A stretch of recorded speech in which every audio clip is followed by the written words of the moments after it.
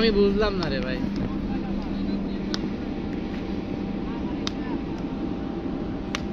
Match তো এইখানে চলছে।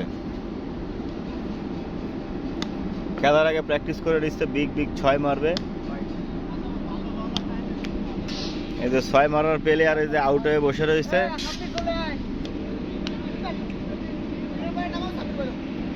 ভাই এই ধরনের ব্যাট সাউন্ড করেন না ভাইয়া। এটাও কি নো না? আমি বুঝলাম না। এটাও কি নো না? পাগল বালিতে পড়ে গেছে। ঘন ঘন নো চাওয়া আমাদের আলী ভাই। বালিতে পড়ে গেছে রে পাগল। 6 মারতে যায় আউট হয়ে যায় আমাকে রিয়াজ সাহেব।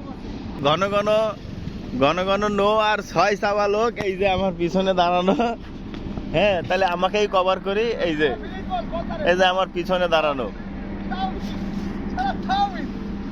এই যে 6 মেরে আউট হয়ে যায় আমাদের স্টার প্লেয়ার রসি।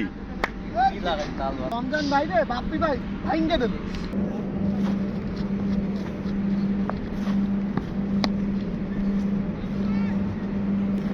আমার কোনো ব্যাটসম্যানই রেসপন্সিবল খেলতে পারে না। একটা ভালো ব্যাটসম্যান খেলতে পারে, একটা ব্যাটসম্যান খেললেও তাও ম্যাচটা বেরোবে।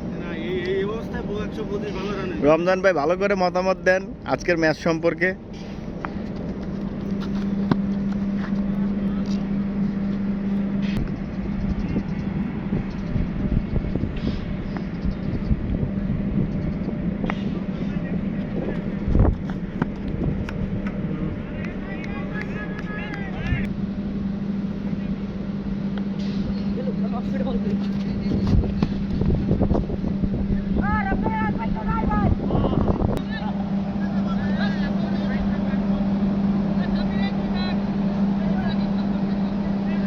সাগর ভাই আপনি কিছু বলবেন? আজকে দুর্দান্ত আপনি ব্যাটিং করছেন, অনেকগুলো 6-4 মারছেন।